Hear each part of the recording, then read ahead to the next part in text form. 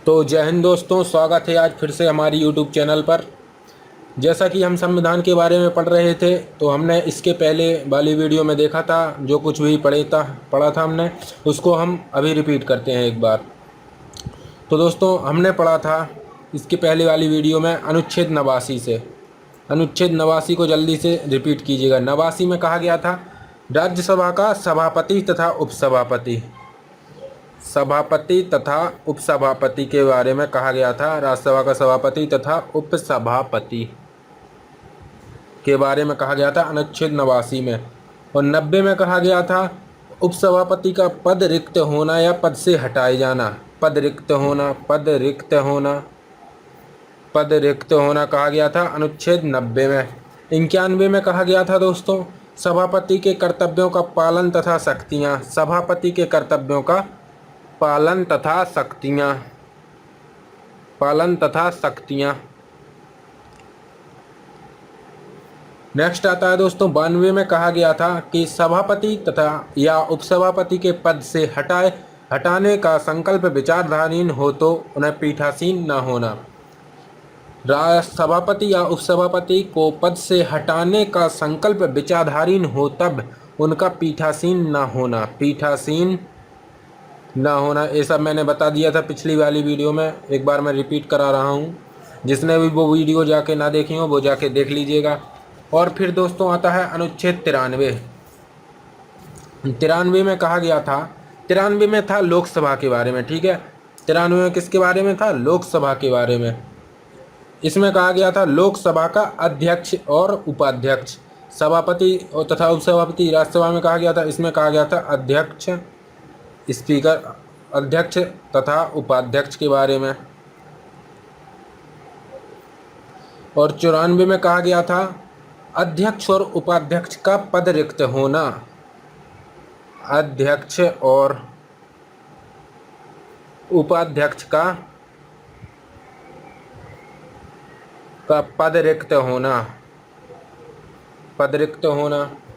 95 में कहा गया था, जिसमें इसमें दिया गया है दोस्तों, इससे देखिए पालन तथा शक्तियाँ। इसमें कहा गया था अध्यक्ष के कर्तव्य एवं शक्तियाँ, कर्तव्य एवं शक्तियाँ के बारे में इसमें कहा गया था। 96 में कहा गया था कि अध्यक्ष उपाध्यक्ष को पद से हटाने का संकल्प हो तब उनका पीठासीन न होना। इसमें भी कहा गया था पीठासीन न होना। किसका? अध्यक्ष का। कब ना होना दोस्तों? जब उनको पद से हटाए जाने का संकल्प विचाराधीन हो तब। और 97 में कहा गया था कि सभापति तथा उपसभापति तथा अध्यक्ष तथा उपाध्यक्ष के वेतन और भत्ते के बारे में कहा गया था। सभापति, उपसभापति तथा अध्यक्ष और उपाध्यक्ष के वेतन और भत्ते के बारे में कहा गया था। वेतन और भत्ते के बारे में इसमें कहा गया था। तो इतना तो हमने इसकी पहली वाली वीडियो में देख लिया था। इस बार एक बार और देख लीजिएगा। 89 में कहा गया था सभापति तथा उपसभापति, इसमें कहा गया अध्यक्ष और उपाध्यक्ष। पद रिक्त होना, इसमें भी पद रिक्त होना। तो यह बिल्कुल सेम ही है, बस इसमें अध्यक्ष के बारे में कहा गया है लोकसभा के, और इसमें कहा गया है सभापति और उपसभापति के बारे में। तो ये तो आपको अच्छी तरह से ध्यान रहेगा। इसके आगे चलते हैं आज, तो वीडियो को एंड तक देखते रहिएगा। तो दोस्तों आज शुरू करते हैं। कुछ पहले देख लीजिएगा इसके बारे में। आज चलेंगे हम संसद के अधिकारी। संसद के अधिकारी दोस्तों, संसद के अधिकारी। तो अधिकारी कौन कौन होते हैं इसको आप समझिएगा अभी ध्यान से। देखो ए बी, इसमें ले लेते हैं हम राज्यसभा के, लोकसभा के दोस्तों। पहले लोकसभा, फिर ले लेते हैं हम राज्यसभा। इनके अधिकारी के बारे में समझेंगे हम। ये तो आपको पता ही होगा दोस्तों, अभी हम पिछले पढ़ते चले आए हैं। लोकसभा का अध्यक्ष, उपाध्यक्ष, महासचिव, अध्यक्ष, उपाध्यक्ष और महासचिव। और इसमें भी दोस्तों हमने पढ़ा था क्या पढ़ा था? राज्यसभा का सभापति, सभापति, उपसभापति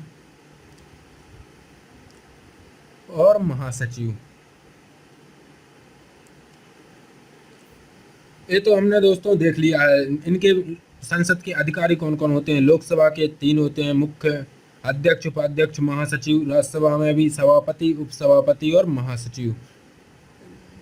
तो फिर आता है दोस्तों अनुच्छेद 98 में, देख लीजिएगा क्या है। अनुच्छेद 98 में बताया गया है दोस्तों, संसद का सचिवालय, संसद का सचिवालय। इसमें दोस्तों हमने पढ़ा है संसद का सचिवालय। दोस्तों ये हमने पढ़ाया था लोकसभा का सचिवालय अध्यक्ष की उपस्थिति में कार्य करता है। ठीक है, तो इसको भी हम देख लेते हैं। संसद का सचिवालय में क्या कहा गया है? लोकसभा का अध्यक्ष सचिवालय के रूप में कार्य करता है। ठीक है, आगे चलते हैं।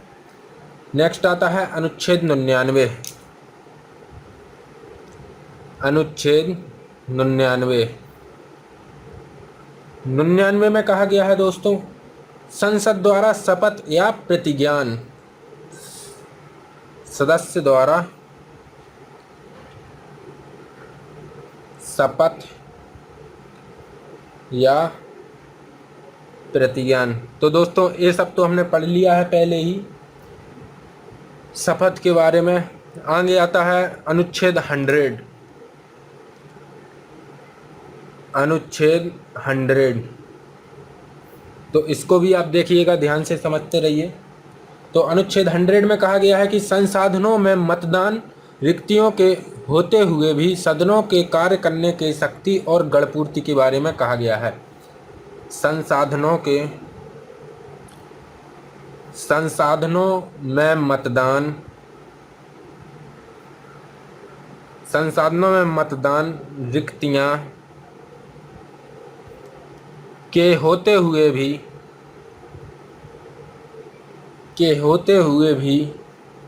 सदनों के कार्य करने की शक्ति और गणपूर्ति, शक्ति और गणपूर्ति। तो दोस्तों इसमें कहा गया है संसद के मतदान रिक्तियां के होते हुए भी सदनों के कार्य करने की शक्ति और गणपूर्ति। 100 में कहा गया है दोस्तों, किसी भी सदन की कार्यवाही शुरू करने के लिए, 100 को आप ध्यान से देखिएगा, अनुच्छेद 100 को, किसी भी सदन की कार्यवाही शुरू करने के लिए 1/40 सदस्य का होना आवश्यक है। इसके अभाव में सभापति, अध्यक्ष, सदस्य की कार्यवाही रोक दी जाएगी। यदि 1/40 सदस्य नहीं होंगे तो सभापति, अध्यक्ष की कार्यवाही रोक दी जाएगी। समझिएगा दोस्तों, अध्यक्ष, उपाध्यक्ष, सभापति, उपसभापति तथा कैग, इन्हें संसद का अधिकारी कहा जाता है। ये अभी हमने देख लिया है। 98 में कहा गया संसद का सचिवालय। 99 में सदस्य द्वारा शपथ या प्रतिज्ञान। 100 में संसाधनों में मतदान रिक्तियों के होते हुए भी सदनों की कार्य करने की शक्ति और गणपूर्ति। आगे चलते हैं। तो दोस्तों अब हम देखेंगे संसदीय समितियां। संसदीय समितियां दोस्तों, संसदीय समितियां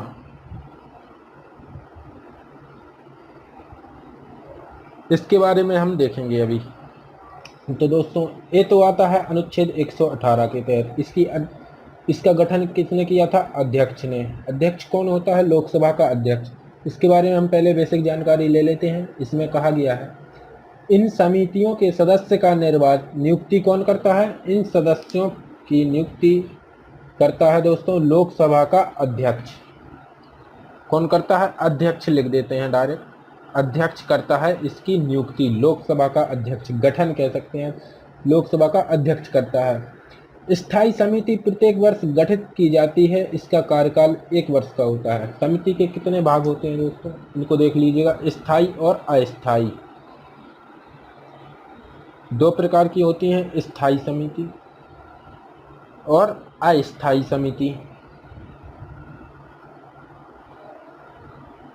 स्थायी समिति और अस्थायी समिति। स्थायी समिति के पहले हम देखेंगे इसके अंतर्गत कौन कौन आते हैं। इसके अंतर्गत आता है वित्तीय समिति, नंबर 1 पे वित्तीय समिति। नंबर 2 पे आता है दोस्तों विभागीय। नंबर 3 पे आता है जांच समिति, जनता की समस्या जांच समिति। 4 पे आता है दोस्तों सदन समिति।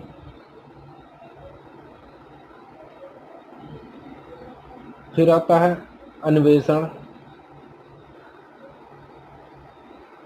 समिति। 6वें पे आता है दोस्तों सेवा समिति, इसको आप देख लीजिएगा। और अस्थायी में आता है दोस्तों प्रवर या संयुक्त प्रवर, प्रवर या संयुक्त प्रवर, ठीक है। और आता है दूसरे पे आता है संयुक्त प्रवर।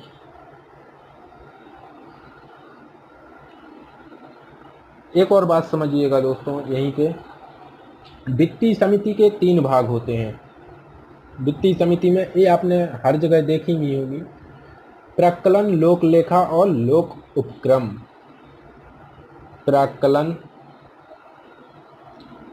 लोक लेखा और लोक उपक्रम। लोक उपक्रम तो अभी हम समझते हैं इसके बारे में। तो देखिएगा, संसदीय समिति, इस समिति के सदस्य की नियुक्ति कौन करता है? तो गठन करता है अध्यक्ष। अध्यक्ष कौन होता है? लोकसभा का अध्यक्ष इसका नियुक्ति करता है, सदस्यों की नियुक्ति करता है। इसके 2 भाग, स्थायी समिति और अस्थायी समिति। स्थायी समिति प्रत्येक वर्ष गठित की जाती है, इसका कार्यकाल 1 वर्ष का होता है। स्थायी समिति प्रत्येक वर्ष गठित की जाती है, इसका कार्यकाल 1 वर्ष होता है। स्थायी समिति मुख्य रूप से 3 प्रकार की होती है, प्राक्कलन, लोक लेखा और लोक उपक्रम। इसमें के बारे में भी और दिया गया है। वित्तीय समिति, विभागीय, विभाग द्वारा बांटी जाने वाली। जांच समिति जो जांच करती है, जांच की, जनता की समस्या दूर करती है जांच समिति। सदन समिति नियम कानून बनाती है। अन्वेषण समिति SC ST के लिए विशेष आरक्षण अन्वेषण। सेवा समिति वेतन, भत्ता, आवास, इन सबका देखभाल कौन करता है? सेवा समिति करती है।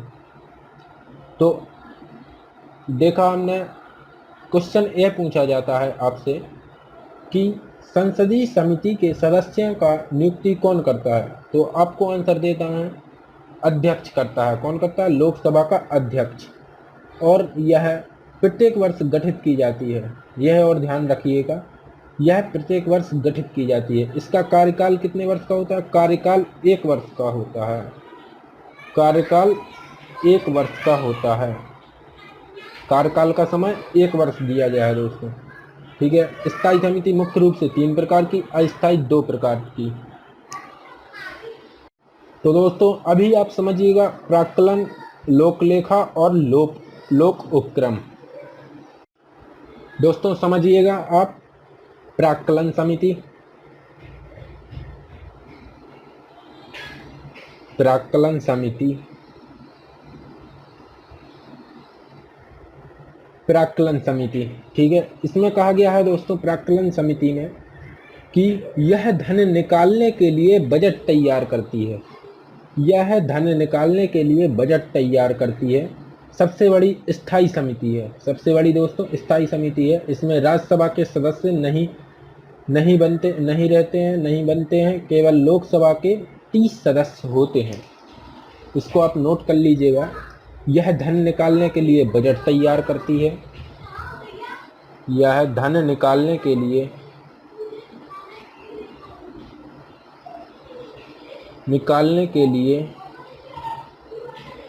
बजट तैयार करती है।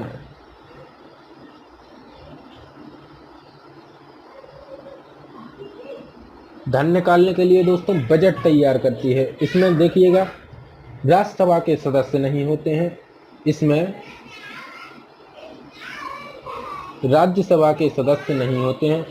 राज्यसभा सीधे RS लिख देता हूँ। राज्यसभा के सदस्य नहीं होते हैं, नहीं होते हैं। बल्कि लोकसभा के कितने होते हैं? लोकसभा के होते हैं दोस्तों 30 सदस्य होते हैं। लोकसभा के 30 सदस्य होते हैं। लोकसभा के 30 सदस्य। तो आप समझ रहे होंगे यह धन निकालने के लिए बजट तैयार करती है। इसमें राज्यसभा के सदस्य नहीं होते हैं, लोकसभा के 30 सदस्य होते हैं। नेक्स्ट आता है दोस्तों लोक लेखा समिति। लोक लेखा समिति।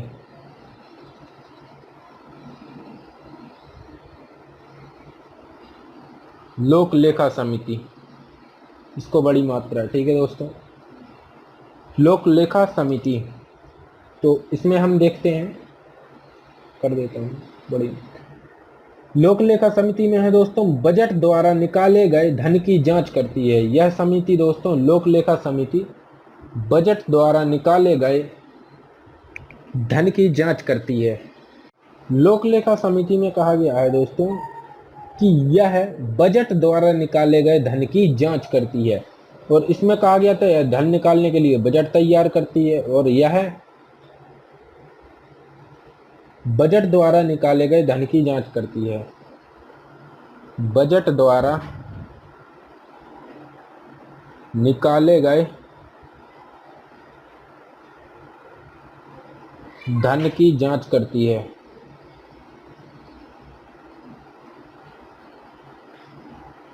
यह बजट द्वारा निकाले गए धन की जांच करती है। इसे प्राक्कलन समिति की जुड़वा बहन कहते हैं। इसे जो प्राक्कलन समिति है इसकी जुड़वा बहन कहा जाता है लोक लेखा समिति को, क्योंकि यह एक दूसरे से मिले हुए हैं। इसमें बोला गया है यह धन निकालने के लिए बजट तैयार करती है और इसमें कहा गया है यह बजट द्वारा निकाले गए धन की जांच करती है, ठीक है। और इसमें दोस्तों इसका अध्यक्ष जो होता है वो विपक्षी दल का होता है। इसका अध्यक्ष विपक्षी दल का होता है। इसका अध्यक्ष विपक्षी दल का होता है।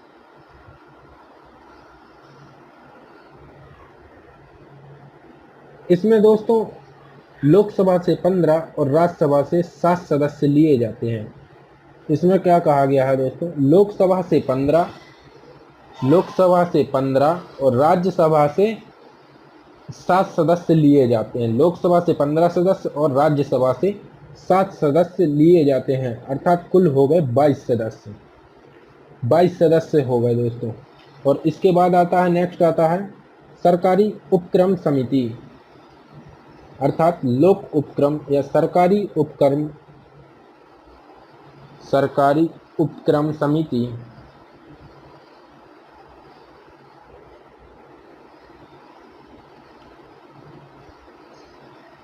इसको भी आप ध्यान से देखिएगा। इसमें कहा गया है यह सरकारी कंपनी जैसे BSNL, NTPC इत्यादि कंपनियों की जांच करती है।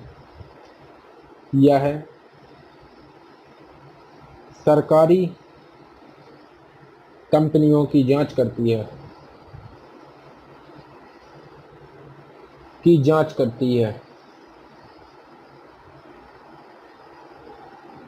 जैसे दोस्तों BSNL, NTPC आदि इत्यादि कंपनियों की क्या करती है, जांच करती है। इसमें लोकसभा से 15 और राज्यसभा से 7 सदस्य लिए जाते हैं। लोकसभा से 15 और राज्यसभा से 7 सदस्य लिए जाते हैं। इसमें भी कुल सदस्यों की संख्या 22।